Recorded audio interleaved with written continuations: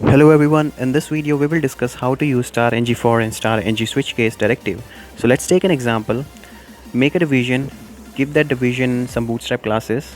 I'm giving it a row and margin top 5. Inside this division take another division. For that division I'm gonna give some offset and some column. Okay. Now inside this division take one more division. Inside the division we will take one input element in which user will enter something. Okay. So this division will be of class form group, which is a bootstrap class to make it look nicer. Inside this division declare input element which will be of type text, and it will be having class form control. Let's bind this input with some variable, so give some name attribute to it. Let's say we are binding it with variable post. Okay, you can give any variable name. Also you need to write the same variable name in the ng model so that it will be binded properly, so that Angular won't get confused. Yeah, so now binding is done. Provide some placeholder to it so that user should know what he needs to put inside that input element. So yeah, now everything is done. Let's make a button to submit this post, which will be of class button sm button primary, which is a bootstrap class to make your button look nicer, and it will be of primary color. Okay, give its type will be submit, because we want to submit the post. And we will also create one function. Whenever this button will be clicked, we want to execute one function which will add the post and display it to the user. Okay, yeah, so now everything is done. Now what we will do is we will declare these two variables that we have binded our input elements with, like post and add post function, in the TypeScript file. So go to TypeScript file and declare the post variable. Give some empty string in it for right now.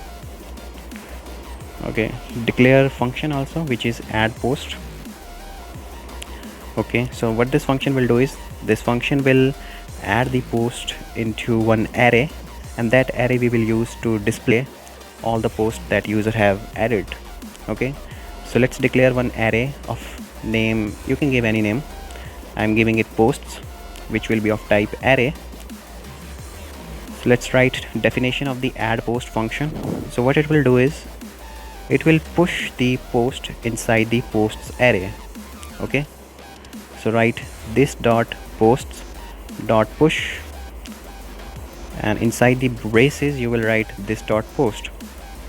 So yeah, our logic is made now. Our add function add post is made.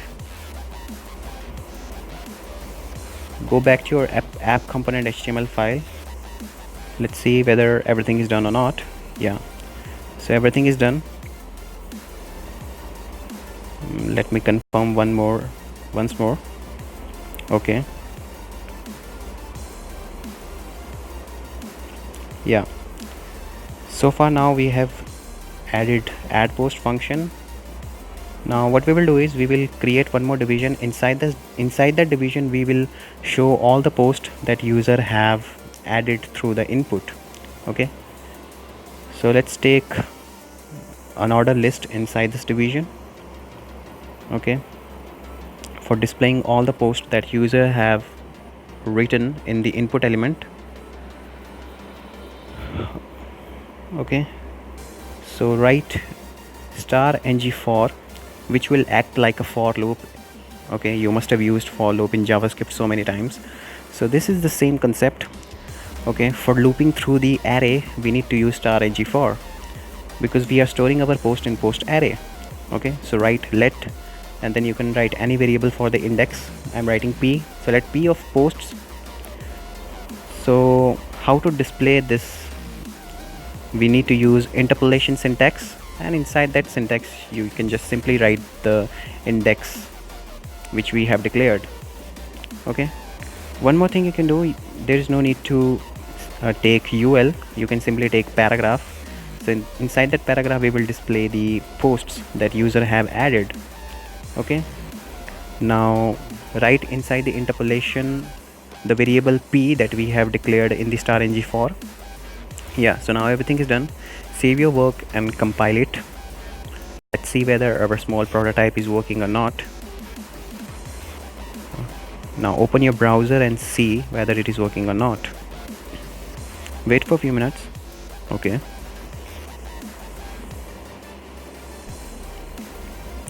Okay.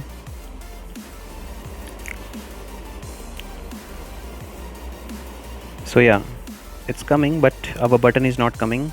So because I have not written any particular name for that button. So go to your button and provide it some name. Let's give it name submit. Yeah, now save your work and let's check whether the posts are coming or not. Okay, it will refresh now. Let's see. Okay, yeah, so everything is done. Now enter anything and then press submit. So as you can see, when we are clicking on a button, the post that user is writing, it is getting displayed on the division just right beneath it. So that means our prototype is working. Now you learned how to use star ngFor. So in the next example, we will learn how to use star ngSwitchCase. Okay, so let's make one more division, and this division will show some message. So actually this star ngSwitch is exactly similar like if else conditions that you use in JavaScript most of the times. So write star ngSwitch. Okay, sorry, for ngSwitch there is no need to write star, just bind it with the property binding syntax, and inside this we will write the variable upon which this division will depend, which is the post variable. Now inside this division take two span elements, because we want to show two messages whenever the particular post will be written in a particular way. Okay, so in the first span I'm writing, let's say, show was written, and in the next span, let's say I'm writing hide was written. So these spans will be only written when the particular variable or when the particular string has been written in the input element. So let's define that condition when this span element will be shown. So to do that, write star ngSwitchCase equals to, you can write any string that you want user to put. So whenever the show string will be written in the input, this message will be shown. Similarly for the next span you can do it. You can write any string inside it which you want user to write and which you want this message to display for the particular message. Okay, let's make placeholder also clear so that user should know what he needs to do. So inside the placeholder I'm writing there are two options. First option is either write show or either write hide. Okay, so let's see whether it is working or not. Go to your application, wait for a few minutes. Okay,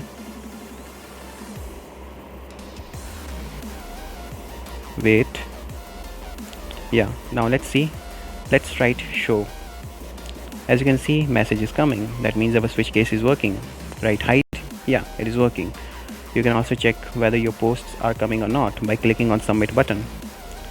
So yeah, as you can see, by clicking on submit, our posts are submitting.